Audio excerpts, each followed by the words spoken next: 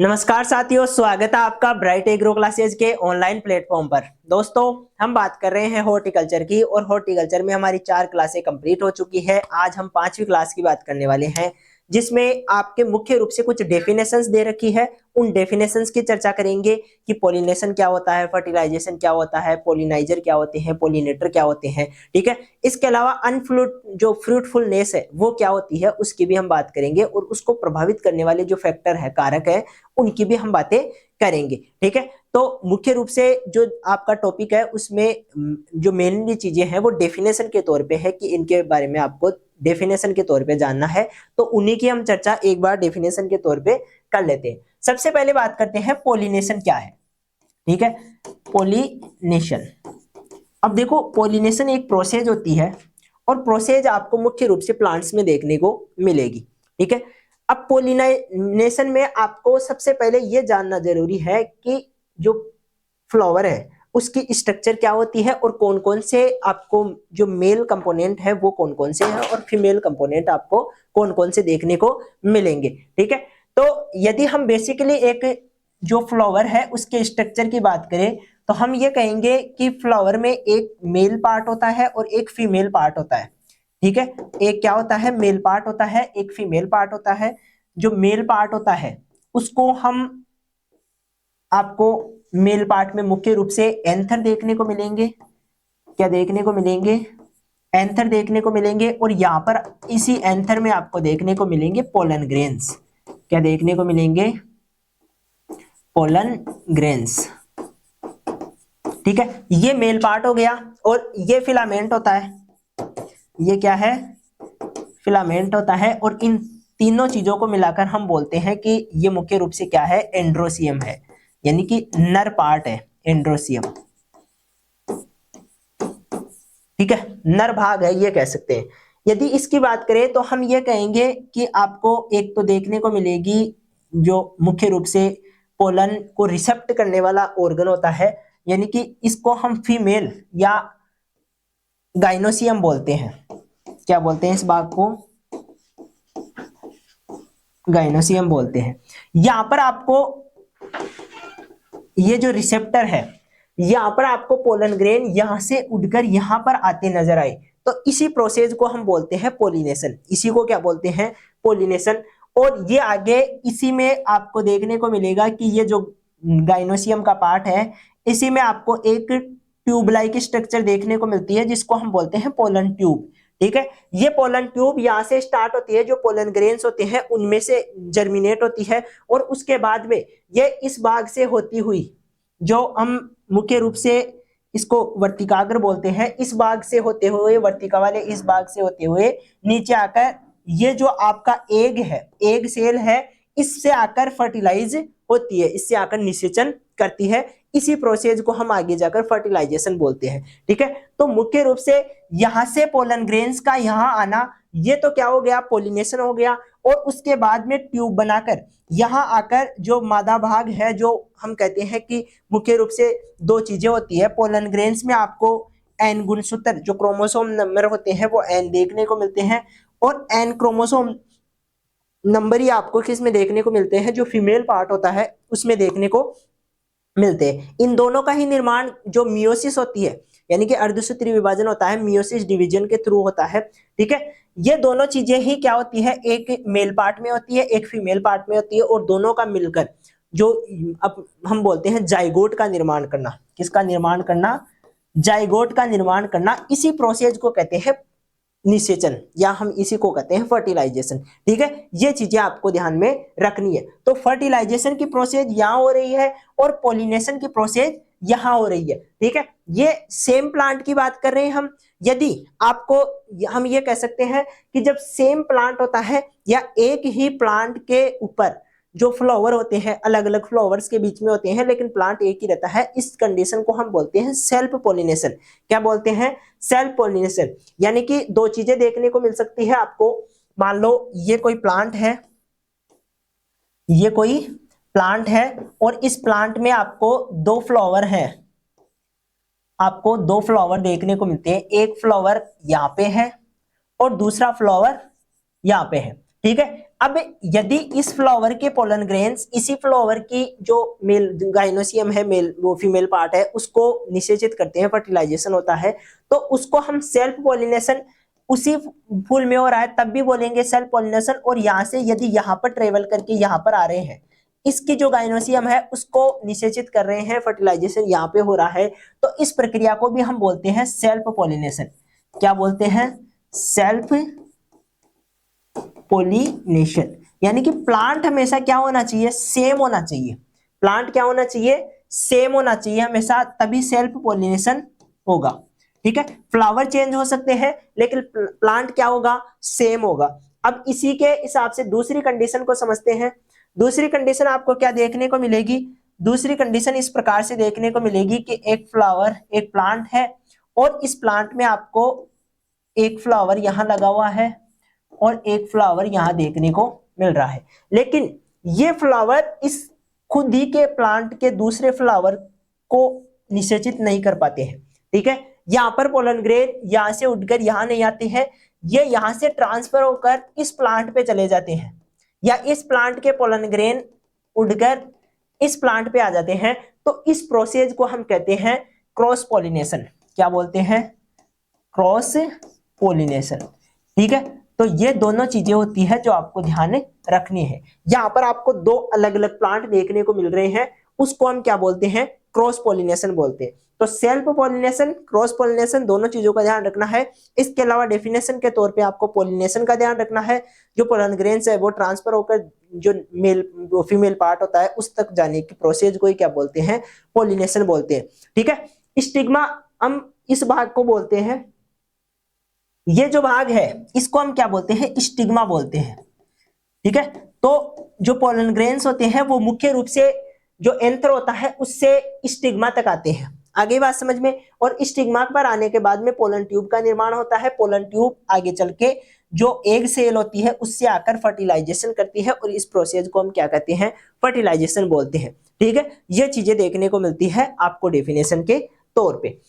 तो आपको पॉलिनेशन और जो क्रॉस पॉलिनेशन और सेल्फ पॉलिनेशन क्या होता है, इन दोनों में आपको फर्क पता चल गया होगा। अब हम बात करते हैं पॉलिनेटर्स क्या होते हैं। किसकी बात करेंगे? पॉलिनेटर्स।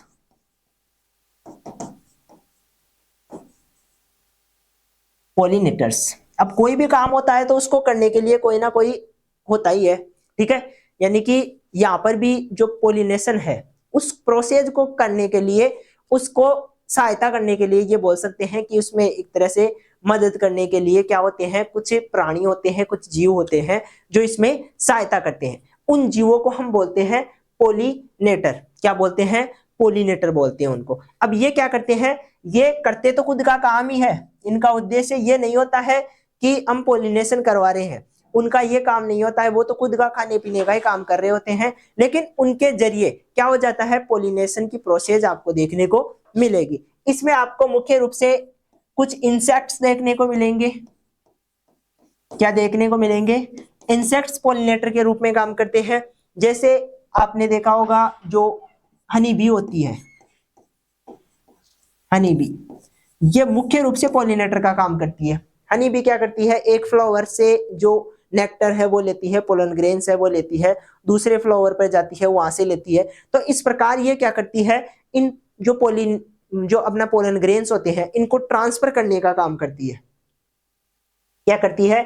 मान लो एक हनी बी है, यहां पर आई और उसने यहां से जो फ्लावर का नेक्टर होता है, जो रस होता है एक तरह का, उसको लेने का काम करती है। उसका उद्देश्य तो नेक्टर लेना है, लेकिन उसके जो पैर होते हैं, उसके जो पैर होते हैं उनके साथ में क्या होते हैं? इस फ्लावर के पोलन ग्रेन्स चिपक जाते हैं। ठीक है, अब ये यहां से उड़कर मान लो इस फ्लावर के पास में आती है, तो इस फ्लावर में भी वो नेक्टर लेने का ही काम कर रही है मुख्य रूप से। तो नेक्टर लेने का काम करती है। उस टाइम पे यहाँ के जो पोलन ग्रेन्स है वो यहाँ पर आ जाते हैं और इसकी जो स्टिग्मा होती है उससे क्या हो जाते हैं? चिपक जाते हैं। ठीक है, स्टिग्मा का नेचर ही स्टिकी होता है, यानी कि वो चिपकने वाली होती है। तो वो क्या करती है? उन पोलन ग्रेन्स को चिपका लेती है अपने ऊपर, और उसके बाद में पोलन ग्रेन्स क्या हो जाते हैं? जर्मिनेट हो जाते हैं और वो पोलन ट्यूब का निर्माण करते हैं। तो इस प्रकार की चीजें आपको देखने को मिलेगी। तो हम इनको क्या बोलेंगे? हनी बी क्या है? एक तरह का मुख्य रूप से पॉलिनेटर का काम कर रही है। इसके अलावा आपको आंट्स देखने को मिलती है, चींटियां देखने को मिलती है, ये काम करती है।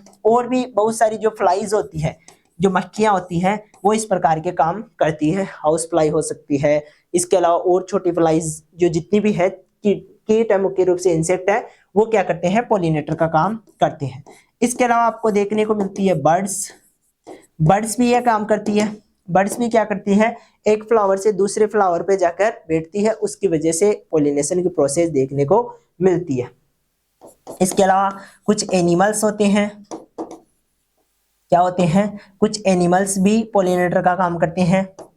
इसके अलावा एयर भी पॉलिनेटर का काम करती है, ठीक है। और वाटर, वाटर भी क्या करता है, पॉलिनेटर का काम करता है। एयर के रूप में कुछ जो पोलन ग्रेन्स होते हैं, जो हवा के साथ उड़कर दूसरे फ्लावर तक पहुंच जाते हैं, इस प्रोसेस को हम मुख्य रूप से एयर पॉलिनेशन बोलते हैं, ठीक है। तो एयर पॉलिनेशन आपको अधिकतर, ज्यादातर एयर पॉलिनेशन और इंसेक्ट पॉलिनेशन, ये दोनों चीजें देखने को मिलती है, ये ज्यादातर होती है। और इंसेक्ट में भी यदि हम हनी बी की बात करें, तो इनसे सबसे ज्यादा क्या देखने को मिलता है, पॉलिनेशन देखने को मिलता है। यही कारण है कि हम ये कहते हैं कि जो बेनिफिशियल इंसेक्ट्स हैं, उनको बचाओ, जितना हो सके उनको बचाओ, क्योंकि ये नहीं रहेंगे तो आपका जो पॉलिनेशन का मीडियम है वो खत्म हो जाएगा, और उसकी वजह से जो फूड प्रोडक्शन है या आने वाली जो जनरेशन है, उनके लिए जो प्रोडक्शन पैदा करने की जो क्षमता इन प्लांट्स में है, वो डेवलप नहीं हो पाएगी, वो नहीं हो पाएगा, तो उसकी वजह से कम प्रोडक्शन देखने को मिलेगा। तभी हम कहते हैं कि पेस्टिसाइड्स का कम से कम इस्तेमाल करना चाहिए, ताकि हनी बीज जो है,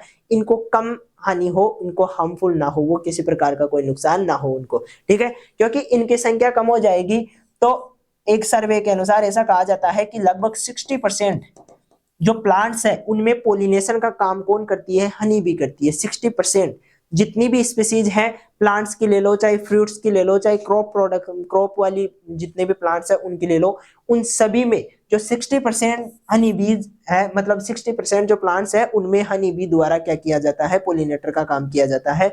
यदि ये नहीं रहेंगी तो इन प्लांट्स में क्या नहीं होगा, पोलिनेशन नहीं होगा, उसके वजह से आपको क्रॉप प्रोडक्शन कम देखने को मिलेगा। इसलिए हम कहते हैं कि इनको बचाना चाहिए, ठीक है। आ गई बात समझ में, इसलिए हम इनका इंपॉर्टेंस समझते हैं।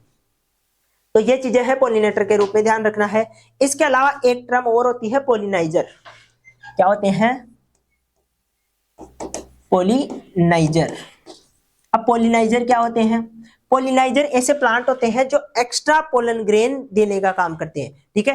कुछ प्लांट्स ऐसे हैं जिनके पास सिर्फ जो फीमेल फ्लावर है वो ही होता है, मेल फ्लावर नहीं पाया जाता है। तो ऐसे प्लांट्स के लिए क्या करते हैं, हम अलग से क्या करते हैं, जो नर वाला भाग होता है, यानी कि जो मेल पार्ट होता है जिस फ्लावर में, उस प्रकार के पौधे लगाते हैं, ठीक है। तो ऐसा इसलिए किया जाता है ताकि सफिशिएंट अमाउंट में आपको पोलन ग्रेन्स मिल सके और जो क्रॉप प्रोडक्शन है वो मेंटेन रहे, ठीक है। ऐसा मुख्य रूप से आप पपाया में देखने को मिलेगा, आपको किसमें देखने को मिलेगा, पपाया में। क्योंकि पपाया एक क्या है, एक तरह का ऐसा प्लांट है जिसमें मुख्य रूप से एक ही जो फ्लावर होता है उसमें एक ही पार्ट होता है, या तो फीमेल पार्ट होगा या मेल पार्ट होगा, दोनों पार्ट उसमें नहीं मिलेंगे, ठीक है। तो इस प्रकार में हम ये कहते हैं कि 10:1 का रेशियो लेके चलते हैं, जिसमें 10 हम फीमेल प्लांट, 10 फीमेल प्लांट और एक मेल प्लांट रखते हैं, ठीक है। ये मेल प्लांट क्या करता है, यहाँ पर पोलिनाइजर का काम करता है, यानी कि पोलन ग्रेन्स देने का काम करता है, जो इन 10 प्लांट्स के लिए क्या होता है, सफिशिएंट होता है पोलिनेशन के लिए। आगे बात समझ में, इस प्रकार का किया जाता है। एक आप कुकरबिट्स में देखने को मिलेगा इस प्रकार की चीजें, कुकरबिट्स में भी, ठीक है। जो कुकरबिट्स होते हैं उन सभी में आपको ये प्रकार की चीजें देखने को मिलेगी। उनमें क्या होते हैं, प्लांट, अलग अलग प्लांट पर अलग अलग फ्लावर होते हैं, और वो अलग अलग फ्लावर मेल या फीमेल हो सकते हैं। तो जो पोलन है उनकी रिक्वायरमेंट को पूरा करने के लिए अलग से आपको जो मेल प्लांट है वो लगाना पड़ता है, जिससे क्या हो, पोलन ग्रेन्स की रिक्वायरमेंट पूरी हो सके। तो इस प्रकार की चीजें इन दोनों प्लांट्स में आपको देखने को मिलेगी, और इनको हम बोलते हैं पोलिनाइजर। क्या बोलते हैं, पोलिनाइजर इनको हम बोलते हैं, ठीक है। तो इस चीज का भी आपको ध्यान में रखना है। अब हम बात करेंगे जो फ्रूटफुलनेस है उसकी, अनफ्रूटफुलनेस, ठीक है। अनफ्रूटफुलनेस का मतलब क्या है, फ्रूट का मतलब होता है जो हम फल है उसकी बात है, और अनफ्रूटफुलनेस का होता है फलन नहीं होना। क्या नहीं होना? पौधे पर फल नहीं लगना। ठीक है, जो फ्रूटफुलनेस का मतलब है फल लगना और अनफ्रूटफुलनेस का मतलब है फल नहीं लगना, यानी कि अफलन। क्या बोलेंगे इसको? अफलन अवस्था को बता रहा है ये। अब ये क्यों होता है? पहले बात तो यदि जो हमारा हम जब हॉर्टिकल्चर क्रॉप्स उगाते हैं तो हमारा मुख्य उद्देश्य क्या होता है? फ्रूट प्राप्त करना। ठीक है, उसको मार्केट में बेचना और उससे हमें जो पैसे हैं, वैल्यू है, वो कमाना। ठीक है, दूसरी बात, यदि वो फ्रूट हमारा मुख्य मार्केट का जो वैल्यू कमाने वाला प्रोडक्ट है वो ही नहीं रहेगा, वो ही नहीं लगेगा, तो उसका मतलब है वो हमारे लिए एक तरह का जो हॉर्टिकल्चर हमारी रहेगी वो लॉस में चलेगी। ठीक है, जो हम गार्डन उगा रहे हैं वो क्या होगा? एक तरह का लॉस रहेगा। तो इस प्रकार की चीजें देखने को मिलती है। इस कंडीशन को हम बोलते हैं अफलन। ठीक है, जिसमें फ्रूट नहीं लगते हैं। अब ऐसा क्यों होता है? तो होने का कारण एक तो क्लाइमेटिक कारण हो सकते हैं, क्लाइमेटिक रीजन हो सकते हैं। ठीक है, इसके अलावा आपको देखने को मिलता है मेंटेनेंस, मैनेजमेंट भी बोल सकते हैं हम। कोई मैनेजमेंट से संबंधित चीजें, मान लो किसी न्यूट्रिएंट की कमी हो जाए। ठीक है, इसके अलावा आपको देखने को मिल सकता है कोई भी जो पैथोजन है या किसी प्रकार का कोई इंसेक्ट है, डिजीज है, ये लग जाना। ठीक है, यानी कि हम ये कह सकते हैं कि कोई डिजीज का अटैक हो जाए या कोई इंसेक्ट, ये चीजें रीजन हो सकती है जिसकी वजह से अनफ्रूटफुलनेस है। या कोई जेनेटिक रीजन हो सकता है। क्या हो सकता है? जेनेटिक रीजन भी, यानी कि हमने प्लांट ही ऐसा चूज कर लिया जिसमें फ्रूटफुलनेस होती ही नहीं है। ठीक है, यानी कि वो हमेशा क्या होता है? बंदी होता है, उसमें फ्रूट लगते ही नहीं है। तो इस प्रकार का प्लांट हमने ले लिया तो वो चीजें देखने को मिलती है। या इसके और कारण हो सकते हैं, जैसे पॉलिनेशन नहीं होना, फर्टिलाइजेशन नहीं होना, या किसी न्यूट्रिएंट की कमी हो जाना, वाटर की कमी हो जाना, क्लाइमेटिक रीजन में टेम्परेचर अधिक हो जाना, ठंड ज्यादा पड़ जाना, यानी कि जो कोल्ड है वो ज्यादा हो जाना, हवाई ज्यादा तेज चलना। ठीक है, ये बहुत सारे कारण हो सकते हैं जो किसी भी चीज में आपको देखने को मिल सकता है। तो इन कारणों का भी हम डिस्कशन करेंगे और इसके अलावा उन चीजों को भी हम देखेंगे जो हमने पहले पॉलिनेशन के रूप में डिस्कस की है। ठीक है, तो स्टार्ट करते हैं हम। यहाँ से आपको समझने वाली चीजें सारी समझ में आ गई होगी। हमारा जो मुख्य टॉपिक है वो यहाँ से स्टार्ट होता है, पॉलिनेशन।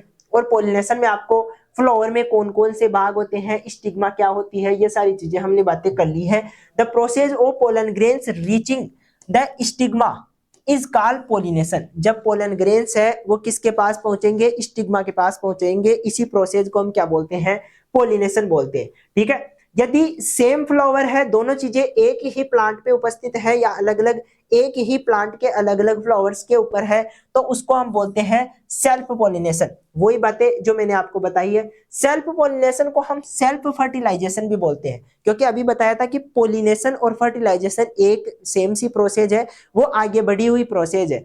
यानी कि पॉलिनेशन तो स्टिग्मा तक जो पोलन ग्रेन्स है उनका पहुंचना होता है, और उसके बाद में जो फर्टिलाइजेशन की प्रक्रिया है उसमें पोलन ट्यूब का निर्माण होना और आगे चल के जो एग सेल है उससे जाकर निषेचित होना, ये चीजें किस में आती है? फर्टिलाइजेशन में आती है। ठीक है, तो जब सेम जो प्लांट है उसी के पोलन ग्रेन्स आ रहे हैं तो उसी पोलन ग्रेन्स आगे जाके फर्टिलाइज भी करेंगे। तो इसका मतलब सेल्फ पॉलिनेशन और सेल्फ फर्टिलाइजेशन लगभग सेम सी चीजें हैं। ठीक है, इसको हम ऑटोगेमी भी बोलते हैं। क्या बोलते हैं? इसी को हम ऑटोगेमी भी बोलते हैं। एक ही प्लांट में जब पोलन ग्रेन सेम सेम होते हैं तब हम क्या बोलते हैं? उसको ऑटोगेमी बोलते हैं। Self pollination occur between hermaphrodite plants या हर्मोफोराइट फ्लावर्स। हर्मोफोराइट का मतलब होता है जिसमें मेल पार्ट और फीमेल पार्ट दोनों उपस्थित होते हैं। ठीक है, ऐसे फ्लावर जिनमें मेल पार्ट भी होता है और फीमेल पार्ट भी होता है, दोनों ही जो फ्लावर में उपस्थित पार्ट होते हैं, दोनों चीजें होती है, तब हम उसको क्या बोलते हैं? हर्मोफोराइट बोलते हैं। ठीक है, तो ये चीजें आपको ध्यान में रखनी है, हर्मोफोराइट। और इसके अलावा इसको हम मोनोसियस प्लांट भी बोलते हैं। क्या बोलते हैं? मोनोसियस प्लांट भी बोलते हैं। ठीक है, इसके अलावा इसकी जो विपरीत प्रोसेस है उसको हम कहते हैं but the process of pollen grains one flower reaching the stigma of flower located on another plant is called cross pollination. जब दो प्लांट्स के बीच में जो फ्लावर वो पोलन ग्रेन्स है उनका ट्रांसफर हो रहा है, तब हम कहेंगे ये क्या है? क्रॉस पॉलिनेशन है। और इसी प्रोसेस को हम क्या बोलते हैं, क्रॉस फर्टिलाइजेशन या एलोगेमी, इसी को क्या बोलते हैं, एलोगेमी। तो ये सारी चीजें आपको ध्यान रखनी है। और ये डायोसियस प्लांट्स में होता है, या डायोसियस फ्लावर्स जो अलग अलग फ्लावर होते हैं, मेल फ्लावर अलग होता है, फीमेल फ्लावर अलग होता है, उनमें देखने को मिलता है। और ये कंडीशन आपको मुख्य रूप से कुकर बीट्स में देखने को मिलेगी, पपीता में देखने को मिलेगी, ठीक है, जिनको हमने पहले भी डिस्कस किया है, ठीक है। ये कुछ बेसिक बातें हैं जो उन्हीं के बारे में बता रखी है। अब बात करते हैं हम पोलिनेटर्स की, ठीक है। ट्रांसफर करने वाले जो एजेंट है वो बोल सकते हैं या पोलिनेटर्स बोल सकते हैं, ठीक है। ये क्या करते हैं, पोलन ग्रेन्स को ट्रांसफर करने का काम करते हैं, ठीक है। तो ये चीजें हैं। आफ्टर द मेच्योरिटी, मेच्योर होने के बाद में एंटर ब्रस्ट यानी कि टूट जाता है, and pollen grains become free, pollen grains क्या हो जाते हैं, हवा में फ्री हो जाते हैं, या ऊपर वहीं पे उस एंथर के ऊपर पड़े रहते हैं। Release the pollen grains reach the stigma through the various factors, these factors are called pollinators. जो फैक्टर जिनके द्वारा आगे पहुंचाए जाते हैं, जो पोलन ग्रेन्स है उनका ट्रांसफर किया जाता है, इन्हीं को हम क्या बोलते हैं, इन्हीं को हम बोलते हैं पोलिनेटर्स, ठीक है। यहाँ पर आपको सबसे पहले देखने को मिलेगा इंसेक्ट, और इंसेक्ट में आपको सबसे ज्यादा देखने को मिलेगा बीज के द्वारा, जो हनी बी होती है उनके द्वारा ट्रांसफर किए जाते हैं। और जब इंसेक्ट के द्वारा पोलन ग्रेन्स का ट्रांसफर किया जाता है तो उसको हम एंटोमोफिली बोलते हैं। क्या बोलते हैं, एंटोमोफिली बोलते हैं। ये मोड ऑफ पोलिनेशन है जो क्या है, एक तरह का, जिसको हम एंटोमोफिली, क्योंकि हम इंसेक्ट के, जब हम ये कहते हैं कि इंसेक्ट की स्टडी हम एंटोमोलॉजी में करते हैं, ठीक है, यानी कि एंटो का रिलेशन सीधा सीधा किससे है, इंसेक्ट से है। तो यहाँ पर आपको एंटोफिली का मतलब क्या है कि जब पोलन ग्रेन्स किसके द्वारा ट्रांसफर किए जा रहे हैं, इंसेक्ट के द्वारा, इस प्रकार की चीजें देखने को मिलती है। ये कुछ एग्जांपल्स है, जैसे मैंगो, गवावा, प्लम, लीची, जो सिट्रस फ्रूट है, कुकुरबिट्स है, इन सब में किसके द्वारा, जो इंसेक्ट है उनके द्वारा ट्रांसफर किए जाते हैं। इसके बाद में बात करें बर्ड्स, बर्ड्स के द्वारा जब ट्रांसफर किए जाते हैं तो इसको हम एमिथोफिली बोलते हैं। क्या बोलते हैं, ओमिथोफिली, ठीक है। ये मोड ऑफ पोलिनेशन है जो किसके द्वारा किया जा रहा है, बर्ड्स के द्वारा किया जा रहा है। एनिमल्स की बात करें तो एनिमल्स में मुख्य रूप से आपको जूफिली बोलेंगे, इसको, इस प्रोसेस को क्या बोलेंगे, जूफिली बोलेंगे। एनिमल्स के द्वारा क्या किया जा रहा है, पोलन ट्रांसफर किया जा रहा है, हवा के द्वारा होता है, ठीक है। इसको भी हम एनेमोफिली बोलते हैं, हवा के द्वारा किया जाता है। तब कौन सा मोड ऑफ पोलिनेशन हो जाएगा, एनिमोफिली हो जाएगा, ठीक है। और इसमें मुख्य रूप से आपको डेट्स में, कोकोनट में, कैसोनट में, पपाया में, जैक फ्रूट में, इनमें देखने को मिलता है। आगे हम बात करें वाटर के द्वारा, ठीक है। तो पानी के द्वारा भी इन लोकस्ट, मुख्य रूप से जो लेट्यूस होता है, लोटस होता है, उसमें भी आपको ये चीजें देखने को मिलती है, pollen grains transfer by water. पानी में रहने वाले जो जितने भी, जैसे आपको कमल देखने को मिलता है, इसके अलावा जो जलकुंभी होता है वो, तो ये चीजें आपको इनमें मुख्य रूप से किसके द्वारा, पानी के द्वारा ट्रांसफर होते हुए नजर आएंगे। आगे बात समझ में, तो पोलिनेटर्स क्या है, जो ट्रांसफर करने वाले एजेंट है, जो पोलन ग्रेन्स को ट्रांसफर करते हैं, उनको हम पोलिनेटर्स कहते हैं। अब है पोलिनाइजर। पोलिनाइजर क्या होता है, तो पोलिनाइजर का सीधा सीधा मतलब है कि those plant which are source of pollen grains, जो सोर्स के रूप में काम करते हैं, पोलन ग्रेन्स प्रोवाइड करवाने का काम करते हैं, ठीक है। जिन प्लांट्स में पोलन ग्रेन्स की कमी होती है वहां पर ये एक्स्ट्रा लगाए जाते हैं ताकि पोलन ग्रेन्स की अवेलेबिलिटी हो सके, ठीक है। तो ये चीजें देखने को मिलेगी। जैसे जो दशहरी मैंगो है, उसमें चकैया और आंवला की ये अलग अलग किस्में हैं, इनमें आपको देखने को मिलेगा।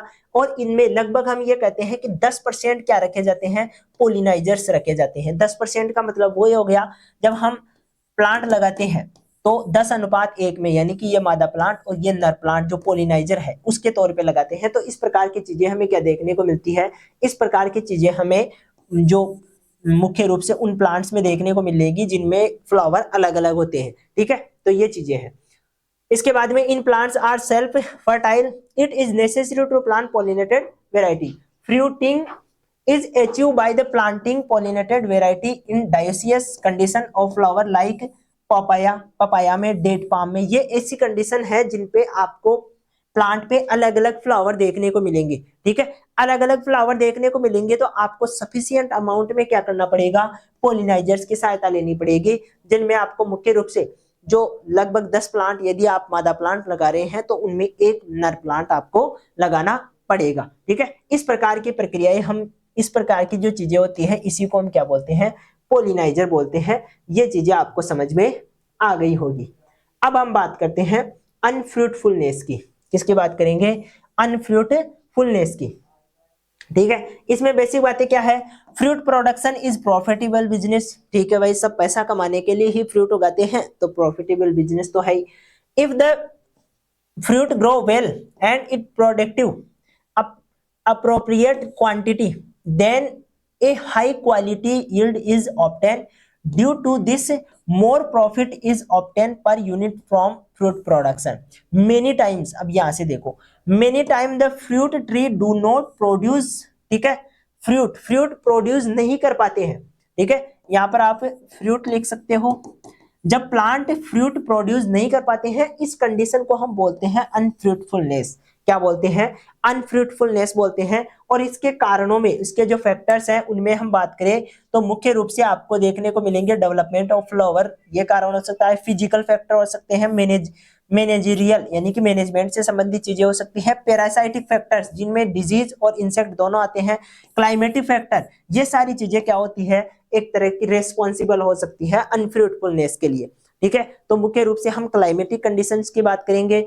इसके अलावा हम बात करेंगे कि जो मैनेजमेंट है उससे संबंधित चीजें, और जो डिजीज है यानी कि जो पैरासाइटिक चीजें हैं उनसे संबंधित चीजों का डिस्कशन करेंगे। ये कारणों के रूप में हम इसमें देखेंगे। सबसे पहले हम बात करते हैं जो फाइलोजेनिक फैक्टर्स, यानी कि मुख्य रूप से जो प्लांट से संबंधित फैक्टर्स हैं उनकी सबसे पहले बात कर लेते हैं।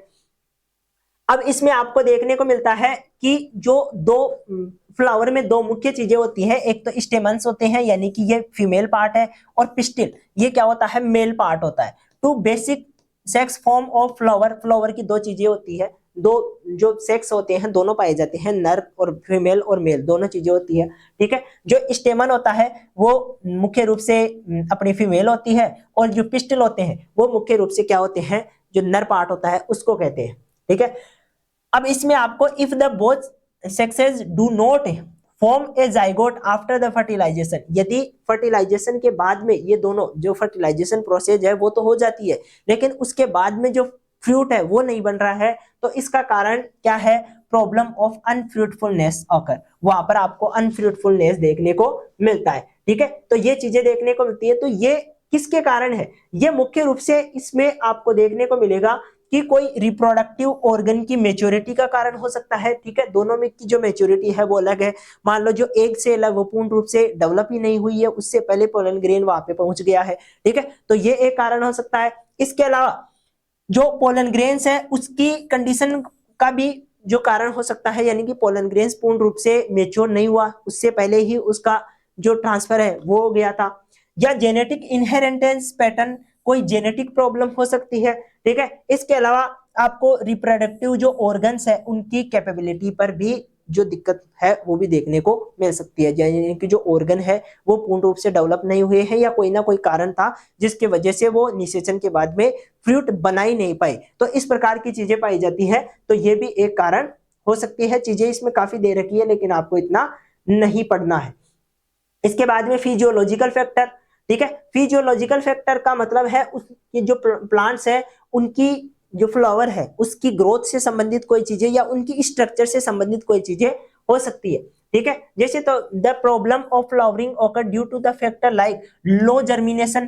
ठीक है, जो पोलन ग्रेन्स है, जो पोलिनेटर्स है उनका जर्मिनेशन ही ना हो, जो जर्मिनेशन है वो कम हो, अपने पोलन से उनका प्रीमेच्योर और लेट पोलिनेट जो पोलन्स है उन वो जल्दी मेच्योर हो जाए, या लेट पोलिनेशन। मान लो जो पोलन्स है वो ज्यादा जल्दी मेच्योर हो जाए, इसका मतलब जो एग सेल है वो उस टाइम पर डेवलप हुई ही नहीं थी, तो उसकी वजह से अनफ्रूटफुलनेस देखने को मिलती है। या मान लो फीमेल पार्ट पहले डेवलप हो गया, मेल पार्ट धीरे डेवलप हो रहा था।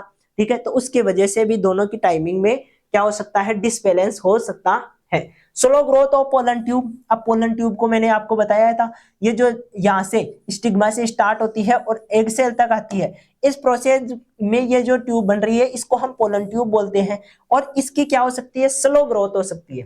ठीक है, ये जो ग्रोथ है वो आपको फास्ट नहीं देखते हुए स्लो देखने को मिलती है, जिसकी वजह से जो एक सेल है वहां तक पहुंचते पहुंचते एक सेल क्या हो जाए, खत्म हो जाए। ठीक है, तो ये चीज देखने को मिलेगी। न्यूट्रिशनल लेवल, जो किसी न्यूट्रिएंट की मान लो प्लांट में कमी हो जाए तो ये भी क्या हो सकता है, एक फिजियोलॉजिकल कारण के रूप में देखने को मिल सकता है। ठीक है, बाकी चीजें इसमें और भी सारी दी हुई है जो आप एक बार देख सकते हो। उन्हीं चीजों को, जो slow growth of pollen grains है, ठीक है, पोलन ट्यूब की ग्रोथ स्लो होना, ये सारी चीजें आपको सेल्फ इनकम्पेबिलिटी पाई जाने फ्लावर में, तो ये चीजें हैं जो अनफ्रूटफुलनेस का कारण हो सकती है।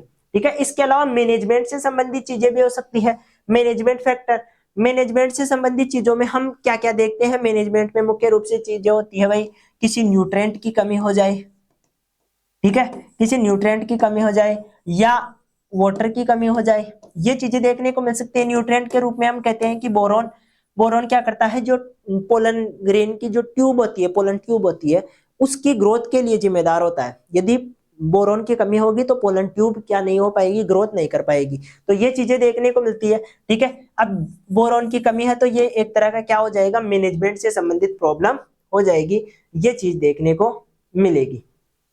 ठीक है, इसके अलावा dormancy, adequate supply of nutrients, nutrients की एक रेस्पॉन्सिबल एडिक्वेट अमाउंट में क्या ना हो, सप्लाई ना हो। इसके अलावा कार्बोहाइड्रेट का जो रिजर्व के रूप में फ्रूट में रिजर्व होता है वो ना हो पाए, जिसकी वजह से फ्रूट ना बन पाए, तो ये कारण हो सकते हैं। बहुत सारे कारण होते हैं। पानी, वाटर की सप्लाई इसमें एक कारण हो सकता है, नॉर्मल ना हो, ये भी चीजें देखने को मिलती है। इसके अलावा आपको फैक्टर्स के रूप में देखने को मिलेंगे पैरासाइटिक फैक्टर, क्या देखने को मिलेंगे, पैरासाइटिक। अब पैरासाइट के रूप में दो चीजें होती है। ठीक है, पैरासाइट के रूप में आपको कोई पैथोजन देखने को मिल सकता है। पैथोजन में आपको कोई फंगस से संबंधित डिजीज हो उसका कारण हो सकता है, या कोई बैक्टीरिया, मुख्य रूप से यही होते हैं। ठीक है, या फिर आपको कोई वायरस से संबंधित डिजीज देखने को मिल सकती है जो एक पैरासाइट के रूप में काम कर रहा है। ये क्या करता है, ये मुख्य रूप से जो प्लांट की न्यूट्रिएंट है उनको खुद ले लेता है और फ्रूट तक नहीं पहुंचने देता है, जिसकी वजह से अनफ्रूटफुलनेस देखने को मिलती है। इसके अलावा इंसेक्ट हो सकते हैं। इंसेक्ट से भी क्या करते हैं, जो रस है उसको चूसने का काम करते हैं या प्लांट को डैमेज करते हैं, जिसकी वजह से, या मान लो जो फ्लावर है उसको डैमेज कर दे, फ्लावर का जो फीमेल पार्ट मेल पार्ट है उनको डबल जो डैमेज है वो कर दे, तो इस प्रकार की चीजें देखने को मिलती है, तो उनको हम बोलते हैं पैरासाइटिक फैक्टर। ठीक है, तो ये चीजें हैं जो आपको ध्यान में रखना है। इंसेक्ट्स के रूप में आपको फुदका देखने को मिलेंगे, सूंडी देखने को मिलेगा, ठीक है, केम्पा देखने को मिलेगा, ये बहुत सारे जो अपने इंसेक्ट होते हैं वो होते हैं। इसके अलावा डिजीज में आपको powdery mildew, downy mildew, blight, बहुत सारी डिजीज होती हैं जो अलग अलग प्लांट में अलग अलग देखने को मिलती है, और इनके कारण आपको फ्रूटफुलनेस देखने को मिलती है, फलन नहीं होते हुए नजर आता है। ठीक है, इसके अलावा क्लाइमेटिक फैक्टर, क्लाइमेटिक फैक्टर में हम मुख्य रूप से क्या क्या देखते हैं, एक तो टेम्परेचर का ऊपर नीचे हो जाना, ह्यूमिडिटी का ऊपर नीचे हो जाना, बरसात का ज्यादा या कम हो जाना, फ्रोस्ट का जो ठंडा है उसकी ठंडी पड़ जाना। इसके अलावा क्लाउड, जो अपने बादल है उनका भी क्या हो सकता है, इन्वॉल्वमेंट हो सकता है अनफ्रूटफुलनेस में। ठीक है, तो ये चीजें भी आपको देखने को मिलती है, ये भी आपको ध्यान रखना है। टेम्परेचर के रूप में, टेम्परेचर जब 15 से लेकर 14 degree centigrade is suitable for pollination, ये पॉलिनेशन के लिए ठीक होता है। ठीक है, अब इससे ऊपर या नीचे जाएगा, मान लो टेम्परेचर 10 से नीचे आ जाता है तो पॉलिनेशन कम होगा, और पॉलिनेशन कम होगा तो फ्रूट नहीं बन पाएगा। ठीक है, और 40 से ज्यादा टेम्परेचर आपको देखने को मिलेगा तब भी पॉलिनेशन में दिक्कत आएगी। तो इस प्रकार से चीजें क्या करती हैं, एक दूसरे को प्रभावित करती है। Wind is main medium for transferring pollen grains, pollen grains को ट्रांसफर करने में वाइंड का एक अहम योगदान है, हवा होती है उसका। When the wind speed is high, बहुत ज्यादा तेज होती है, तो फ्लाइट ऑफ बीज इज डिस्टर्ब एंड दिस, तो पॉलिनेशन को कम करता है ये। ठीक है, तो ये चीजें देखने को मिलती है। ज्यादा हवा तेज होती है तो उसकी वजह से पोलन ग्रेन्स है वो स्टिग्मा पे चिपक नहीं पाते हैं, और साथ में जो हनी बीज होती है वो क्या होती है, उड़ नहीं पाती है उस हवा में, तो उसकी वजह से उनके द्वारा भी क्या नहीं होता है, पॉलिनेशन नहीं हो पाता है। तो इस प्रकार की कंडीशन देखने को मिलती है, तो इनको हम क्लाइमेटिक रीजन बोलते हैं कि क्लाइमेट की वजह से ऐसा हुआ है। ठीक है, मौसम ही ऐसा हो गया था जिसकी वजह से जो है अनफ्रूटफुलनेस देखने को मिली है, तो इनको हम क्लाइमेटिक रीजन्स में गिनते हैं। आ गई बात समझ में? तो ये चीजें थी जो आपको मुख्य रूप से डिस्कस करने वाली चीजें थी जो हमने डिस्कस की है। इसमें मुख्य रूप से आपको डेफिनेशंस का ध्यान रखना है, पोलिनेशन, पोलिनेटर, पोलिनाइजर क्या होते हैं उनका ध्यान रखना है, और साथ में जो अनफ्रूटफुलनेस है उसको प्रभावित करने वाले कारकों में आपको मुख्य रूप से क्लाइमेटिक कारक, मैनेजमेंट से संबंधित कारक या पैरासाइटिक जो फैक्टर्स है उनकी आपको मुख्य रूप से ध्यान में रखना है। ठीक है, तो नेक्स्ट क्लास में हम जो नेक्स्ट टॉपिक रहेगा उसको लेकर लौटेंगे। तब तक के लिए धन्यवाद।